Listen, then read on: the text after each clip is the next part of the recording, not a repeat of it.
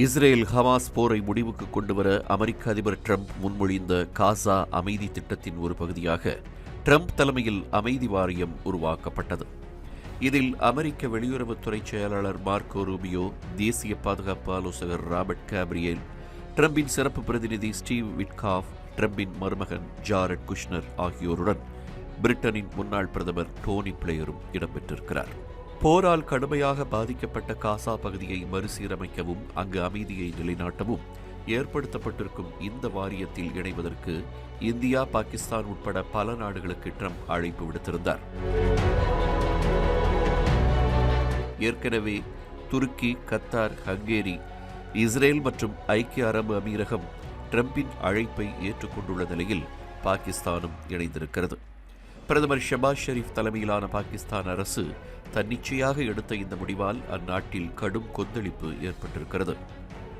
கொள்கை, அரசியல் மற்றும் ஒழுக்க ரீதியாக அரசின் இந்த முடிவு தவறானது மற்றும் நியாயப்படுத்த முடியாதது என்று கூறியிருக்கும் நாடாளுமன்றத்தின் எதிர்க்கட்சித் தலைவர் அல்லாமா ராஜா நசீர் அப்பாஸ், இந்த அமைதி திட்டம் ஒரு புதிய காலனித்துவ முயற்சியின் தெளிவான அடையாளம் என்றும், காசா புனரமைப்பு, பாதுகாப்பு மற்றும் அரசியல் மேற்பார்வை ஆகியவற்றை அந்நிய சக்திகளின் கைகளில் ஒப்படைக்கும் முயற்சி என்றும் தனது எக்ஸ் பக்கத்தில் பதிவிட்டுள்ளார். மேலும் குறுகிய கால கணக்கீட்டால் எடுக்கப்படும் வெளியுறவு கொள்கை முடிவுகள் நாட்டுக்கு பெரும்பாலும் நீடித்த சிக்கல்களையே உருவாக்கும் என்றும் எச்சரித்துள்ளார். இதேபோல் நாடாளுமன்றத்தில் பொது விவாதம் ஏதும் நடத்தாமல் அமைதி வாரியத்தில் சேரும் முடிவு பிரதமர் ஷபாஸ் ஷெரீப் அரசு நாட்டை புறக்கணித்துள்ளதாக தெஹ்ரிக்-இ-தஹாபுஸ்-இ-ஐன்-இ பாகிஸ்தான் தலைவர் முஸ்தபா நவாஸ் கோஹ்கர் தெரிவித்திருக்கிறார். மேலும் நிரந்தர உறுப்பினராவதற்கு $1 பில்லியன் என்று விலை வைத்திருப்பதால் இது பணக்காரர்களின் சங்கத்தை உருவாக்குகிறது என்றும், அத்தகைய சங்கங்கள் பெரும்பாலும் என்ன செய்யும் என்பது எல்லோருக்கும் தெரிந்ததே என்றும் குறிப்பிட்டுள்ளார்.